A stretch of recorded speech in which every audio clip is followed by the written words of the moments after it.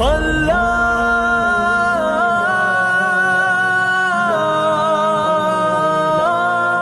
علیکم ورحمۃ اللہ وبرکاتہ۔ مکرم و محترم ناظرین گرامی، عاشورے کے دن یعنی محرم کی 10 تاریخ کو سرما لگانا اور غسل کرنا، اس کی کیا فضیلت ہے؟ سوشل میڈیا پر جہاں بہت ساری چیزیں چلتی ہیں ان میں سے یہ بھی ابھی چل رہی ہے۔ آپ نے بھی دیکھا ہوگا بہت سارے گروپس میں آپ کو یہ میسیج آیا ہوگا کہ جو شخص عاشورے کے دن سرما لگائے نا، حدیث کے حوالے سے باقاعدہ اس کو بیان کیا جاتا ہے کہ عاشورے کے دن جو شخص سرما لگائے تو پورے سال اس کو آنکھ کی بیماری نہیں ہوگی، آنکھ کی بیماری سے اس کی حفاظت ہوگی، اور جو شخص عاشورے کے دن غسل کر لے تو غسل کرنے کی برکت سے پورے سال بیماریوں سے محفوظ رہے گا۔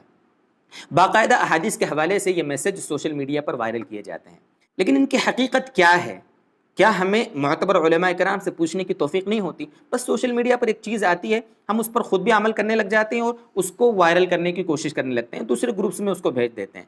اگر وہ چیز غلط ہے اور ہم نے اس کو 10 گروپ میں شیئر کی ہے تو جتنے لوگ اس غلط چیز پر عمل کریں گے ہماری وجہ سے، تو دوستو سب کو تو گناہ ہوا ہی ہوا، ہم کو بھی گناہ ملے گا۔ آپ یہ کہو گے کہ سرما لگانا کون سے گناہ کا کام ہے، یا نہانا کون سے گناہ کا کام ہے؟ بھائی سرما لگانا گناہ کا کام نہیں ہے، غسل کرنا گناہ کا کام نہیں ہے، لیکن کسی مخصوص دن مخصوص فضیلت کو سامنے رکھتے ہوئے اور اس کے بارے میں مخصوص عقیدہ بناتے ہوئے اگر وہ کام کریں گے تو وہی کام بدعت بن جاوے گا، غلط ہو جاوے گا۔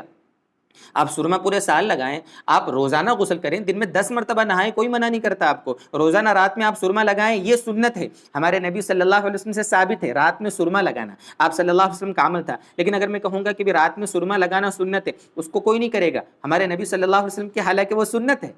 اس کو ہم سنت سمجھ کر چھوڑ دیں گے۔ لیکن اگر کوئی کہے گا کہ بھئی عاشورے کے دن سرما لگانے سے سال بھر آنکھ کی بیماری سے حفاظت ہوگی، حالانکہ وہ من گھڑت بات ہے، لیکن بہت سارے لوگ ہیں جو اس پہ چلنے لگ جاتے ہیں اور سرما لگانے کی فکریں کرنے لگتے ہیں۔ اب شریعت کی روح کو سمجھیں، ہماری ہر بار ہر کلپ میں یہی درخواست ہوتی ہے کہ ہماری شریعت بے غبار ہے، ہماری شریعت بالکل صاف ستھری ہے،